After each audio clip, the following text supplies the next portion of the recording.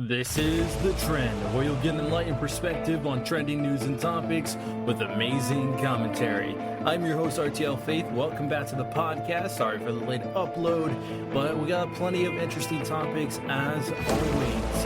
And of course, if you guys don't know, I'm letting you know now. If you do not know, I have a giveaway, $50 Amazon gift card giveaway that you guys can check out. The link for that will be in the description. So you may be able to get it from the description, so you can join the giveaway, so you can win that $50 Amazon gift card. And of course, that revolves around visiting a lot of my social medias, rated 5 stars on Apple Podcasts, Spotify, and of course, visit the website, www.thetrendwithrtlfaith.com. So make sure you check out all these stuff so you stay tuned for the podcast. So with that said, like I said, we got a lot of interesting topics we're going to be discussing. I don't plan to do like a video version of this, but I will post clips of some of the things that I was talking about in today's podcast. One thing that I want to discuss is revolving around the Russia and China situation. I told you before that the precedent that Russia is setting by invading Ukraine and China is kind of backing them is a dangerous thing, and we're seeing the fruits of that very, very soon. So I'm going to discuss regarding that. Speaking of Russia, I'm going to be discussing the Brittany Griner trade to get Brittany Griner back in the United States. Some of my thoughts in regards to that. Another country that has been doing some interesting things, Saudi Arabia. They're apparently doing something that's like revolutionary and creating another city that is going to be more different than anything we've seen before. And of course, I want to discuss the Draymond Green situation. He plans to ask for a trade if he doesn't get a max contract. And I'm telling you now, I will tell you why he does not deserve a max contract, and nobody cares if he wants a max contract from a different organization. So lots of things to talk about, of course. And before we dive into any of that, we will be doing our positivity segment. Positivity segment. If you guys are into anime and manga, the manga that is Black Clover has just returned after its 3-month hiatus. It's entering into its final arc of the manga. Yuki Tabata indicated that this is going to be a thriller of an arc, so stay tuned for that. If you guys are a Black Clover fans, or if you're a manga fan and you want to start getting into Black Clover, make sure you guys tune in. He also talked about how he's been working on the movie as well, so the Black Clover movie has finally been discussed somewhat in his announcement regarding the manga returning. So chapter 332, you can check it out on the Viz app, of course, and it's a very good read. I am caught up weekly for shonen manga. So that is our positivity segment for all our weebs out there. So let's discuss the more important dynamic topics. Why don't we? First things first, I want to discuss this Saudi Arabia thing. Sorry about that. So, if you guys didn't know, Saudi Arabia has been working on a plan. It's called Project Neom. And this project revolves around creating some of the most revolutionary things we've seen in modern society. One of the things they're working on is called the Line. All right. The Line is a plan to build a city over the desert covering 106 miles and potentially housing 9 million people. Crazy. More in regards to the Neom project. It's a $500 billion mega city project founded by Mohammed bin Salman, and the idea was commenced in October 24, 2017. So it's been here for a while, but now they're starting to get the dice rolling. The Project Neom refers to like a futuristic city. They plan to make it a mega city 33 times the size of New York City.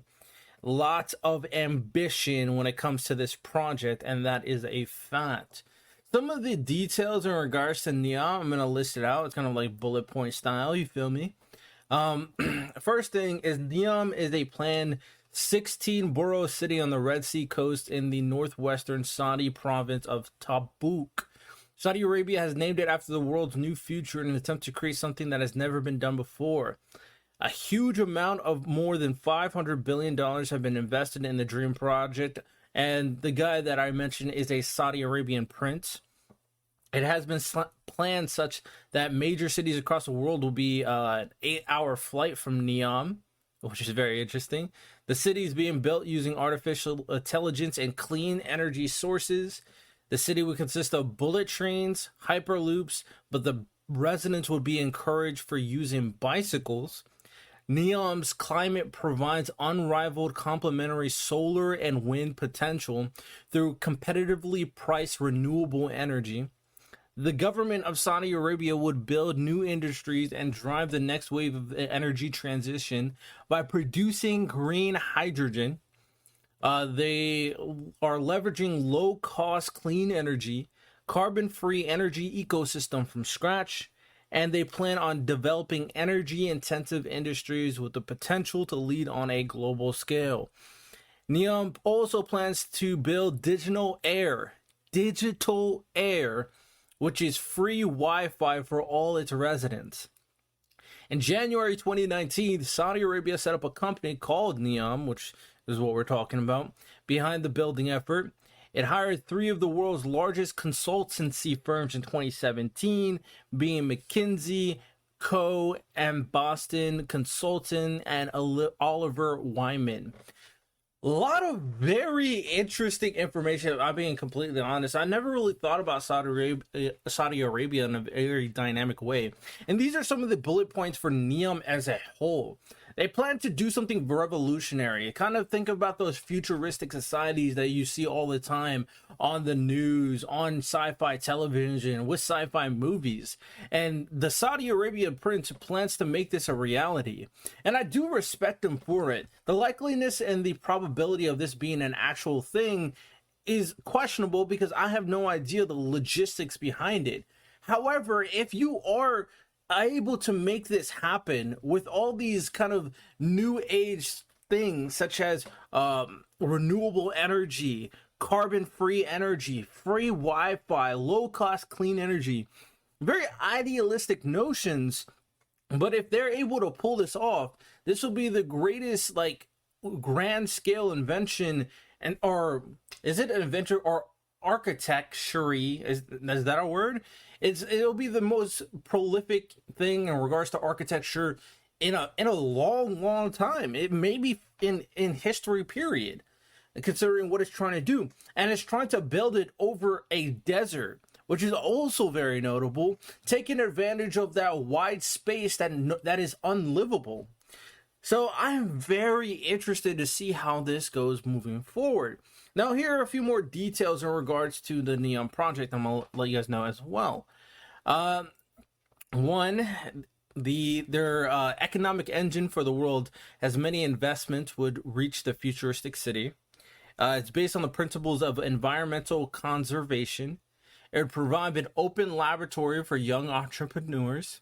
It is geographically rich as it includes mountains, coasts, and deserts. The state would have its own labor laws and a tax system, which would be independent of the current government of Saudi Arabia. So it's basically like its own mini country.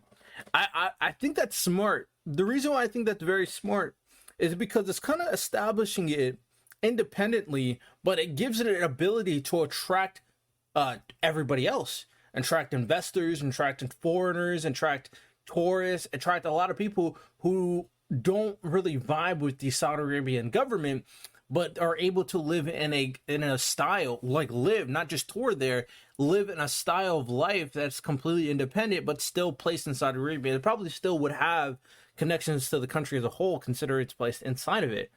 It's very interesting. Very interesting. Neom would be attracting the best of emerging and established talent from the world, with an unprecedented commitment to industry education, innovation, and production activity, all in a uniquely collaborative environment. It promises the residents and the investors with a lifestyle and livability that would be better than the world. At night, Neom would possibly be illuminated by a giant artificial moon. Whoa! Yo, this is straight sci-fi shit right here. This is sci-fi stuff that the Saudi Arabian prince is trying to implement. I'm all for it. I'm all for it. I'm definitely not one of those individuals who go like, oh yeah, you can't do it. Who cares? It's unrealistic. It won't work. It's so negative and pessimistic, but it's like, yo, if you can pull this off, then I'll support it. As long as it's like obviously not damaging the world and damaging people, I'm all for it. The Red Sea coastline is planned to be altered by the authorities. It would, as per the plan, have glow-in-the-dark sand added to its beaches. Blueprints obtained by the Wall Street Journal detailed wild plans for artificial rain.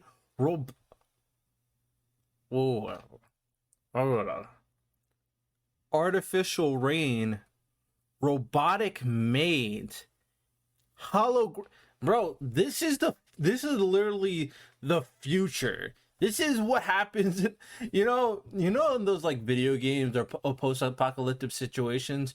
It always has situations where there's like it's super advanced, but something goes wrong, destroying the entire world.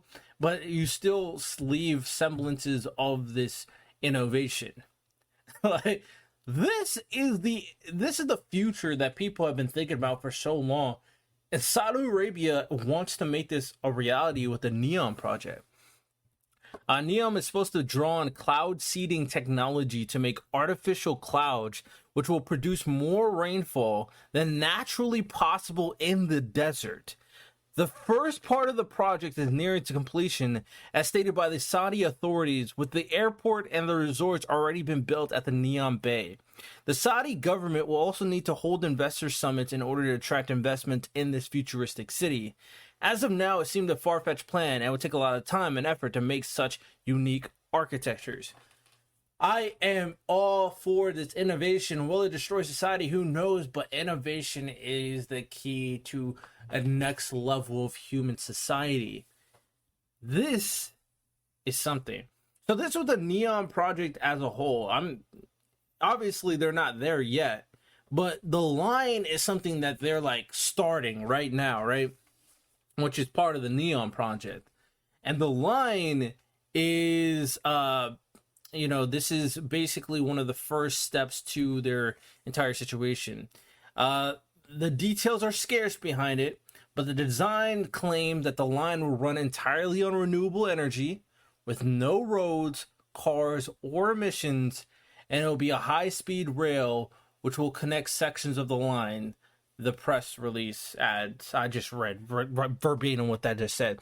But basically the line, obviously I said it was going to be over 200 miles. It's going to be very huge. It's going to be a enclosed area that will include a lot of the innovation that are referred to, be over the desert. Very interesting. This is the project they're starting off with. So Neom project, it has stuff that I am very interested in. Obviously, my biggest qualms regarding this situation mostly revolves around the legitimacy of it being inclusive to all people, one, or will it be just a rich and elite thing, and two, will it be in cost of the lower income, right? A lot of these futuristic ideas always revolve around the high class, higher income individuals are getting blessed by this innovation, where the lower income individuals are fighting for poverty below the city. So how are they going to deal with that? Will they deal with that, or will they just play into that entirely? Will that be a good thing or bad thing to incentivize people to grow up from your area? But there's a lot of questions regarding it. Would you say, all right, here's my question to people who are listening. Would you say no to this innovation if it was indicated that only people who are relatively successful can live here? Or would you say yes, and then I would work my ass off so I can live there? You know what I'm trying to say? Very interesting idea. But I'm for the next step of the new future of human society. All right, so very interesting stuff. Before we start talking into the Russia-China thing, I do want to discuss the Draymond Green situation. So Draymond Green requested a trade, or not requested trade. Well, he requested to get a max extension, getting another max contract on top of the one he already had. It's still a few years before his contract is up, and he believes that if the Warriors do not give him a max contract, sorry about that, he believes that if they do not give him a max contract, then that will mean that he will request a trade. Now, this is very interesting considering Draymond Green said this, and Draymond Green has been talking a lot as of late. If I had a prior episode where he was basically saying stuff like how the Warriors needed Kevin Durant, he thought that he couldn't beat LeBron James without Kevin Durant. I thought that was a pathetic comment, and I think a lot of things Draymond Green's been saying lately has been kind of just wow. It's kind of just been corny in my opinion. He even said that the Golden State Warriors would definitely will dub up the Michael Jordan 72 and 10 Bulls. So he's just been talking crazy. I mean, talking so crazy as of late. But the question is, should the Warriors give Draymond Green a max extension? And personally, my personal thoughts in regards to it, no, they should not. The only person that deserves a max extension on the Golden State Warriors is Stephen Curry. Draymond Green is an important piece, but not important enough to get a max contract.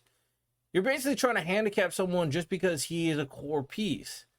But your stuff, the things that you can do, although it was revolutionary in terms of, introducing the small ball lineup, it can be replicated. Someone like Jonathan Kuminga, Andrew Wiggins, or some other player that we don't even know of as of yet can replicate a lot of the things you do and improve upon it. You also are a pretty big liability a lot of the times. Now, sure, you are very intelligent in terms of defensively, but you also foul a lot and get in a lot of trouble with your mouth in terms of technical fouls. You're also a pretty big liability on the offensive end, as we've seen, especially considering that you can't shoot. You barely can finish at the rim, and your key element is your playmaking. But again, a lot of this stuff can be replicated. I mean, we've seen how Gary Payton played. We've seen how Kevin Looney played. Andrew Wiggins stepping up, and Kuminga being the next guy up. The Warriors roster, one great thing about the Warriors roster is the fact that they can have a new generation of players step up and bring the talent, right? As long as you have the core that is Stephen Curry, and then, even his partner in terms of Klay Thompson, the Warriors can replicate a lot of the things they've been doing for years upon years. Now, when Steph retires, then that's a different story. But as of right now, he's still fighting in his prime. He's still, even though he's maybe not on his prime, he's maybe even on the low end of his prime, like the lower tail of his prime. He's still very elite, one of the best players in the NBA, and that's unquestionable.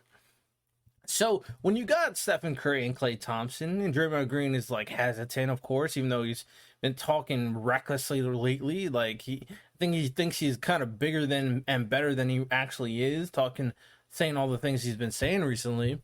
You still got Jordan Poole, he's on the come up, who's improving. You got Moody, was a rookie last year. Wiseman, who hasn't played last year, but he's been improving. Jonathan Kuminga, who's on the come up, of course. We got players like Kevin Looney, so young, who got his extension. Andrew Wiggins is here, of course. And you could just keep on getting better and better and better and better and better. Or just make trades, unnecessary trades. Or you can sign someone. Replace the contract that Draymond Green has with someone else that could do a lot of the things that he can do. Or do something else and just fill in that is necessary. I think the Golden State Warriors would benefit a lot from not giving him a max contract. There's something to say with being loyal, but in all honesty, when it comes down to it, you only can be as loyal as you can be in terms of these players. Let's not forget, they're losing to the Cavaliers in terms of the 3-1 comeback. Had a lot to do with Draymond Green getting himself suspended because of his technical foul. Let's not forget, one of the reasons why Kevin Durant left in the first place is because Draymond Green said, "We won before you were here," and calling him a bitch. Even though he's the same person that says, "Oh, we couldn't win without Kevin Durant." Dude is backtracking like a mofo. It's crazy. I used to really like Draymond Green. I liked his attitude. I like his you know, his grit. But as of recently, a lot of the things that Draymond Green has been doing has been pretty darn corny, in my personal opinion. So that's why I'm like not too pressed that he said I'm gonna request a trade. Like, who's scared? What team legitimately wants to sign Draymond Green for that max extension, especially considering he's gonna be hitting 34 years old? What team? Well, how about this? We're gonna go through every single team in the NBA, and we'll see if any one of them would want Draymond Green. We'll go through every single one and try to find at least one that would want Draymond Green and take that crazy contract. Okay? All right, let's do this. First team. We're going. Let me see. All right, there we go. Got to pull it up. First team. Boston Celtics. No. They don't want that crazy contract. They still got people to pay. Tatum, Brown, Smart, Brogdon. What do they need Jalen Green for when they got Robert Williams and Marcus Smart? I mean, they do not need Draymond. Brooklyn, questionable. Depends if they keep Kevin Durant and Kyrie Irving. They could use that grit because that team is dysfunctional.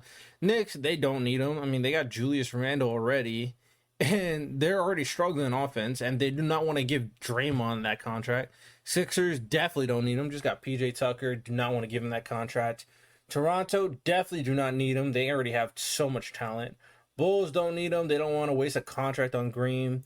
The Cavaliers don't need him. They already got plenty of very talented bigs. I can know a lot that, especially on the scoring end of the ball, with Kevin Love, Lauri Markkanen, Evan Mobley. Well, he's got to take away Evan Mobley minutes for Draymond. Yeah, right. Pistons, they want to stay young. They don't want to give a huge contract to Draymond, especially when they got Cade Cunningham and Sadiq Bey. Like, why are we going to give you the contract? Oh, and their rookie, was it Jalen Ivey? So, yeah. Pacers, heck no, they got to pay Halliburton. And I'm sure they're going to want to get more young talent. Bucks is interesting, but Giannis wants to be surrounded with scoring. So, I mean, shooting. So, Draymond Green and Giannis on the same floor probably would be a liability. Hawks, no, because the ball stays in Trae Young's hands, so Draymond will be a liability.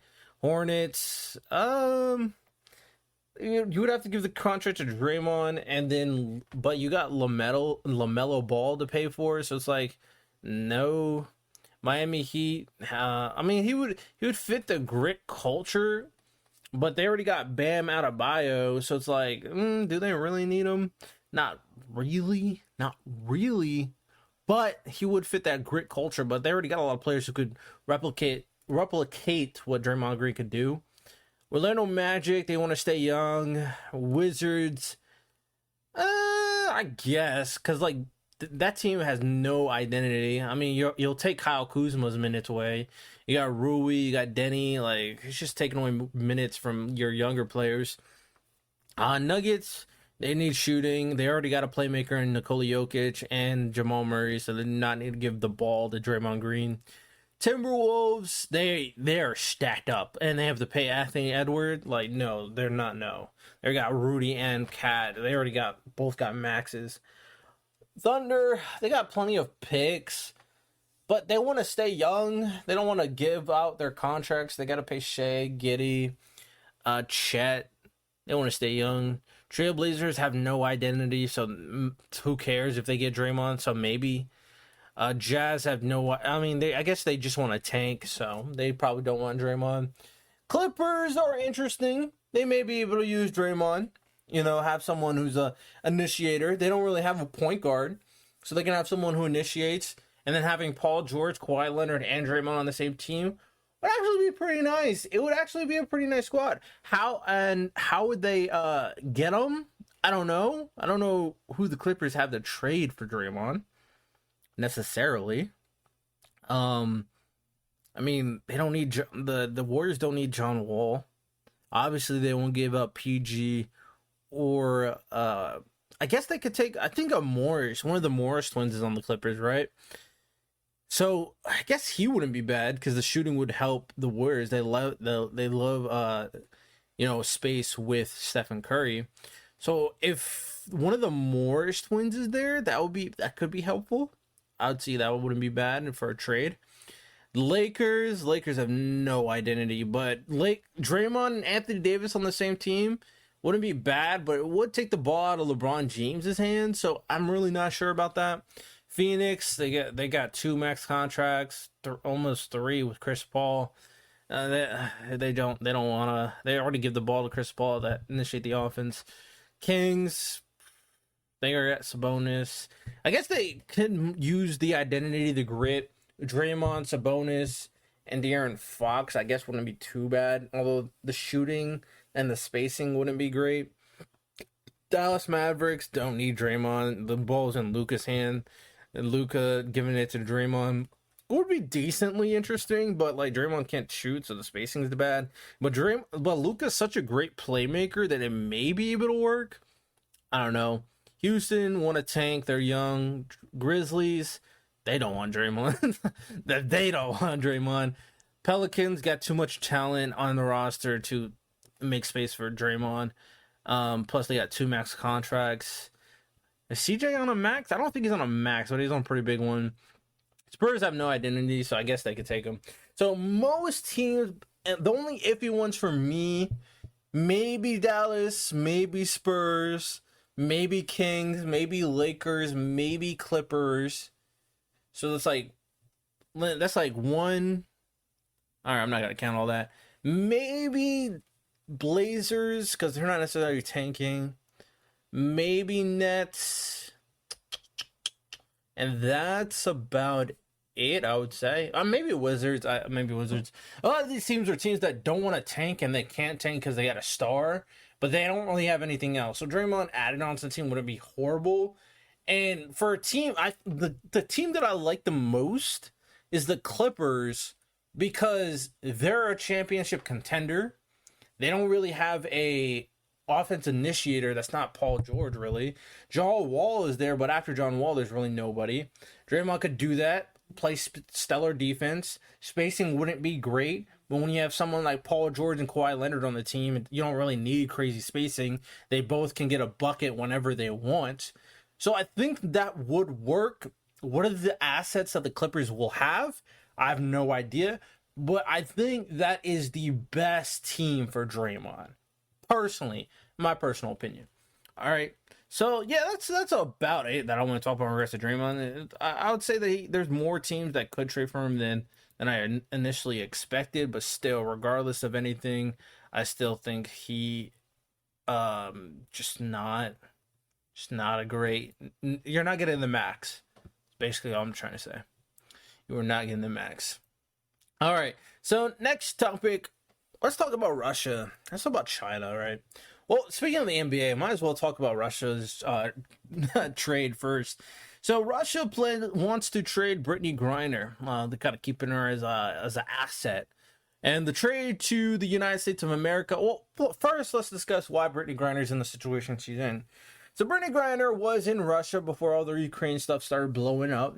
And she wanted to go back to the United States of America. However, when she tried to leave, she got caught with possession of drugs and marijuana, which was illegal in Russia, and she went to prison. People are going like, oh, free Brittney Griner's like, but at the same time, you have to think about when you're at a different country, it's not America. So stop trying to apply American standards to other countries. If you're going to go to Russia, you better know what their laws are so they don't get locked up. So Brittney Griner is an idiot for that in the first place. Let's keep that a buck. All right, so Brittney Griner got in prison, and she's been in the United States, and she's been like, okay, United States government, can you help me? All that stuff, right?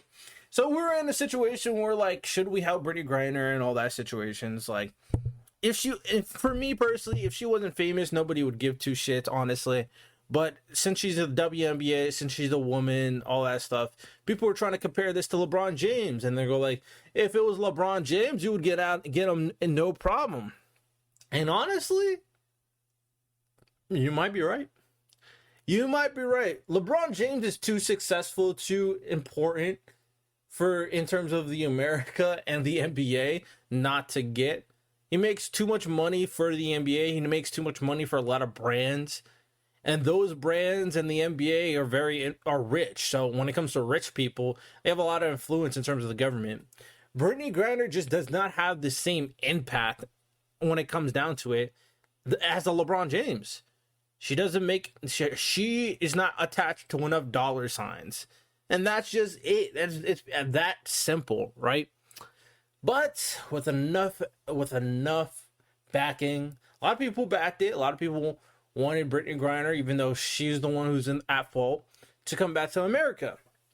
So, even though apparently the United States of America is not in the camp of trading or making trades with governments, Joe Biden indicated that he's willing to make an exception in this situation. So he plans to make a trade with Russia. So what does Russia want? Well, Russia is trading Brittany Griner for a arms dealer.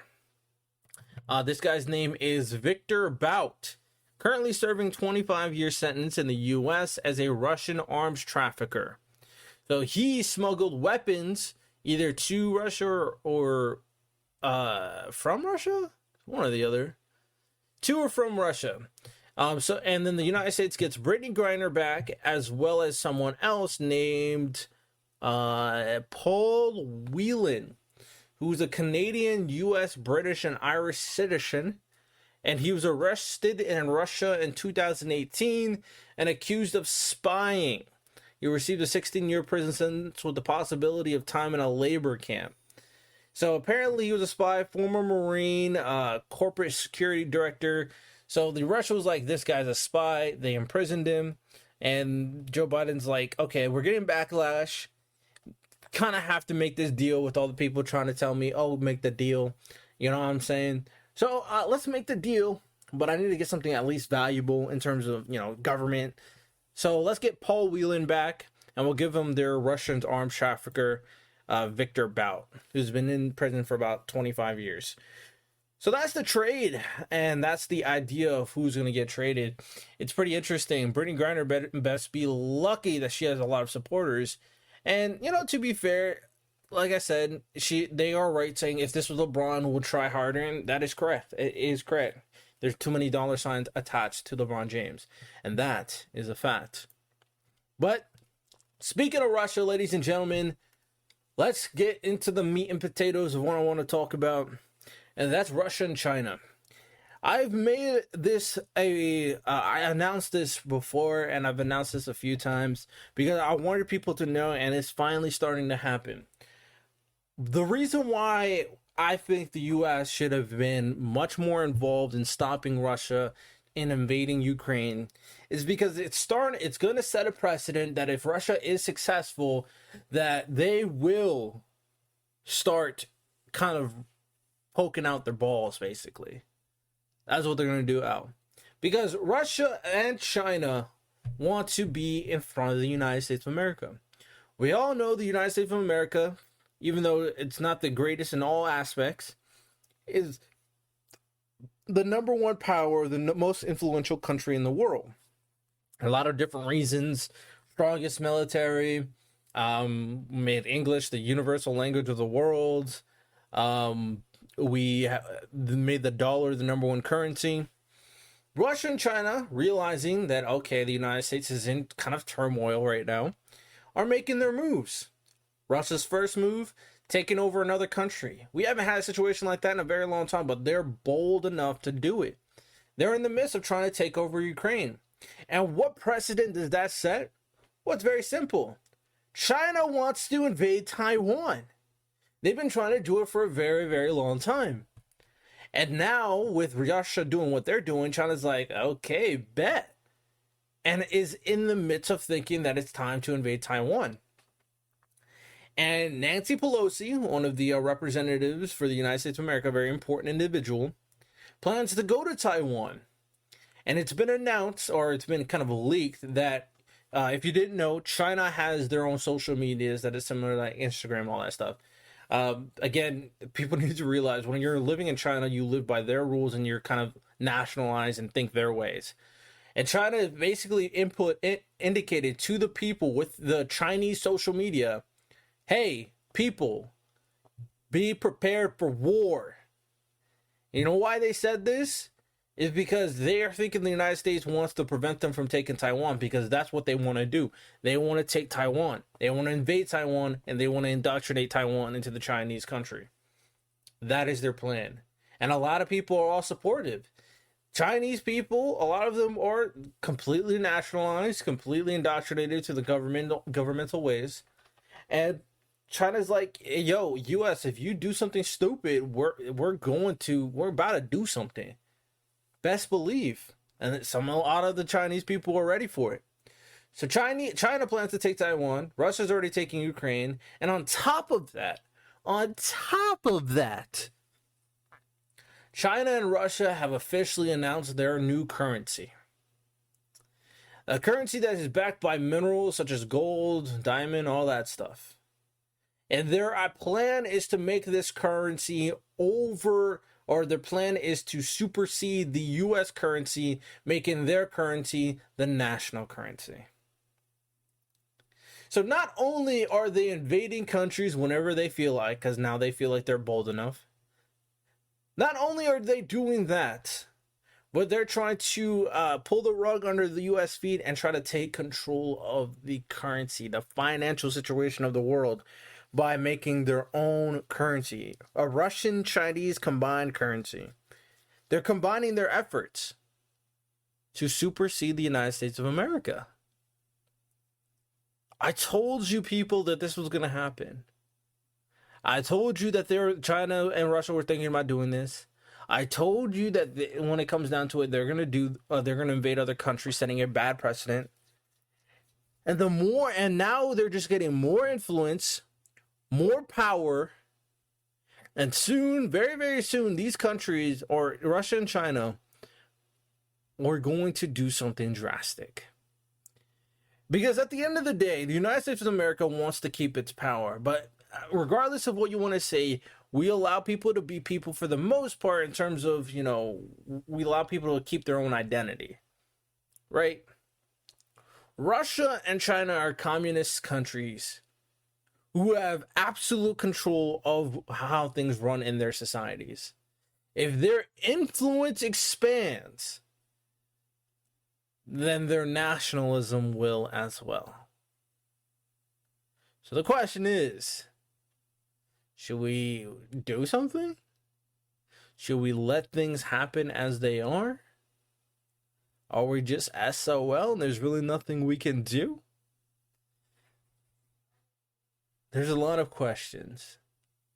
And at the end of the day, I don't know what's going to happen in the next few years. Russia and China trying to supersede the United States of America. The U.S. in such turmoil within our country, with all the people being so divided and demonizing each other, now realizing that all their problems are superficial and stupid. In the grand scheme of things, there are so much more bigger things to think about and go. Like, that's why when I looked at what Saudi Arabia is doing, well, whether or not it's idealistic, it's interesting. They're thinking about the future. They're thinking about the next level of human society and civilization, where we're complaining about the most superficial BS that imaginable. Yes, there are some bad things that have been happening, and I don't want to undermine a lot of things that have been happening, or that are relatively negative, right? But the emotions and the severity, a lot of things that are happening in our current society, statistically, it's not nearly as bad as people want to make it. Not nearly as bad. The United States is so spoiled. We're so spoiled, we have enough time to complain about other stuff. Much more minor things. It's insane. It's crazy. It's unbelievable. Imagine, there are so many ways to solve a lot of the problems that America has. Whether it's democratic principles or Republican ones, there are solutions out there. But let's keep it a buck. Let's be completely honest with ourselves. Y'all don't want solutions. Y'all don't want peace. Y'all don't want camaraderie. Y'all want attention. Y'all want money. Y'all want the clout. That is what people want. That is it.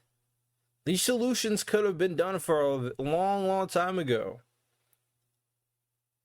And even if you expose said individual, say, yo, you're wrong, this is a better solution, they'll go like, I don't care. They'll make an excuse.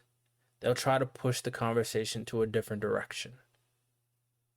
Again, this is why this podcast exists, because we can need to speak about the facts and hold everybody accountable while also finding solutions about stuff going on in our current world. And there are solutions that are to be had if you just talk it out. That's why I did my 7 gun solutions video and podcast episode. And I thought that was very productive. And even if some of them are wrong or all of them are wrong, I am very willing to discuss it and bounce off ideas. But just being so focused on one way of thinking, on relatively minor issues, low statistical issues, is ridiculous. Ridiculous. But, hey, all I know is we push forward. We'll push forward. Hope you guys spread the message at the end of the day, and I'll have more and more podcast episodes to have bigger and better discussions. That's what it's all about at the end of the day, right? Bigger and better discussions as we continue to strive forward. Hope you guys enjoyed today's episode of the podcast. I appreciate every single one of you guys who came, who are listening. Again, rated 5 stars on Apple Podcasts and Spotify. I plan to change a few things up in terms of the podcast for next episode. Same style. Obviously, we do our interview episodes that are more discussion, learning about other content creators, learning about other people with different backgrounds and kind of understanding them and having a genuine discussion. And then I'm going to have like people I know that are, close, who want to debate and all that stuff. I'll have them and hear their thoughts about these episodes. So have it more of an audience, so to speak. You know what I'm saying? So stay tuned for that, of course. Y'all have a good one. Take care and peace.